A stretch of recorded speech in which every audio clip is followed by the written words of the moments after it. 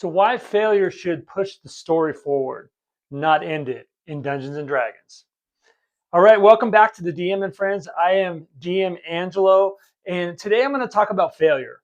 And I'm not talking about TPKs. I'm not talking about character death. I'm talking about what happens when the dice go bad, and how too many dungeon masters accidentally kill their own games because they don't know how or what to do next.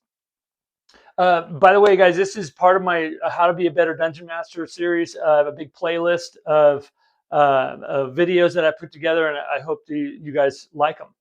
All right, so first thing I want to clear up, right? So, first thing, failure is and does not mean these things, right? The adventure ends, the plot collapses, or the campaign derails, right? Failure means something changes, right? If nothing changes after failure, players stop caring, right? So if everything ends after failure, players stop taking risks, right? So neither one is good, right? So this part right here is important. So old school D&D assumes 4 things, right? Missed rolls, bad plans, wrong turns, unlucky timing, right? If your game can't survive those things, it's fragile by design, right? The goal isn't to protect players from failure. The goal is to use failure, right? Here's a mistake that I kind of see all the time, right? And I've talked with people about this. A player fails a roll, right? And the DM says nothing happens, right? So that's poison. Okay, that's poison for the game, right? Nothing happens is worse than something bad happening, right? It kills momentum, it kills tension, and it teaches players that rolling doesn't matter, right? Failure should always move the situation, right? So when a roll fails, ask one question, right? What just got worse, right? So not do they succeed anyway? Not do I punish them? Just what changed? Maybe time was lost. Maybe noise is made. Maybe enemies are alerted. Maybe resources are burned. An NPC's attitude might shift or something like that. Same goal, different cost, right? So a failed roll should not slam the door shut, right? It should jam the door, right? It should delay the door. It should make the door louder. It should, or force a worse option, right? Maybe monsters come because of that noise or something like that. Players should feel the weight of failure, but still see a path forward, right? And that's how you're going to build tension in your game. So here's here's something kind of powerful, right? Failure makes early decisions meaningful, right? So, did they rush? Did they skip something? Did they burn spells too early? Did they trust the wrong NPC? Failure turns those decisions into consequences, right? That's not cruelty at your table, you guys. That's payoff. So capture loss and compromise are valid outcomes, right? So not every failure is ends in death, right? So sometimes failure is going to mean capture, losing equipment, owning owing a favor, maybe alerting a faction, maybe being forced into a bad bargain. Those outcomes create great story hooks. Not game overs. You know what I mean? Some of the best campaigns I've ever ran came from a party failing first. So let failure teach your players, right? So failure is a teacher, right? So failure can have your players learn things like caution, planning, retreat, teamwork. A failure never stings.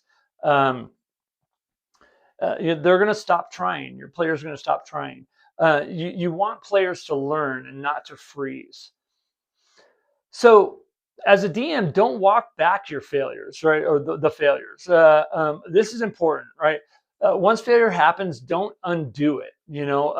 No soft returns, no actual, that didn't really happen, and I've done that before, and shame on me. No divine rewards.